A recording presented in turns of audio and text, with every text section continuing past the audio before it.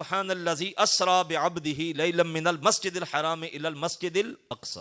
اچھا، لفظ سبحان سے شروع کیا. سبحان کہتے ہیں پاکیزگی کو، ہر عیب سے، کمی سے، کجی سے جو پاک ذات ہوتی ہے اس کو سبحان کہتے ہیں. اللہ نے ذکر معراج سے قبل اپنی پاکی بیان کی، چونکہ لوگوں نے سوچنا تھا کہ یہ سفر کیسے ہو گیا، ایک انسان کیسے جا سکتا ہے، عقل ماننے کو تیار نہیں.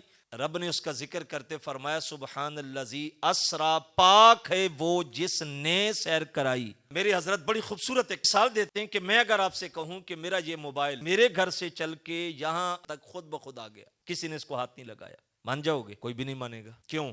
اس میں حرکت کی طاقت نہیں ہے، یہ حرکت کر ہی نہیں سکتا. لیکن اگر میں آپ سے کہوں کہ اس کو میں وہاں سے اٹھا کے یہاں تک لایا، اب مان جاؤ گے؟ کوئی بھی انکار نہیں کرے گا. کیوں؟ جب میں آ بھی سکتا ہوں، اس کو اٹھانے کی طاقت بھی رکھتا ہوں، تو بات ختم ہو گئی. میں کہتا یہ خود چل کے آیا تو آپ نہیں مانیں گے. میں کہوں اس کو میں اٹھا کے یہاں تک لایا، کوئی اعتراض نہیں ہوگا، ٹھیک ہے، بات ختم ہو گئی. اگر حضور کہتے کہ میں خود گیا تھا تو چلو کسی کے ذہن میں سوال آتا.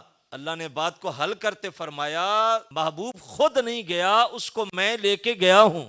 اگر تو یہ عقیدہ ہوگا کہ رب جو چاہے وہ کر سکتا ہے، ان اللہ علی کل شیء قدیر، وہ ہر چیز پہ قادر ہے، رب لے کے جا بھی سکتا ہے، واپس لا بھی سکتا ہے، اگر اللہ کی قدرتوں پہ یقین ہوگا تو پھر معراج کا انکار نہیں ہوگا. تو اللہ نے حضور علیہ الصلوۃ والسلام کو بڑی عزتوں سے، عظمتوں سے نوازا ہے، اور جہاں تک حضور پہنچے ہیں وہاں تک کسی کا گمان بھی نہیں پہنچ سکتا.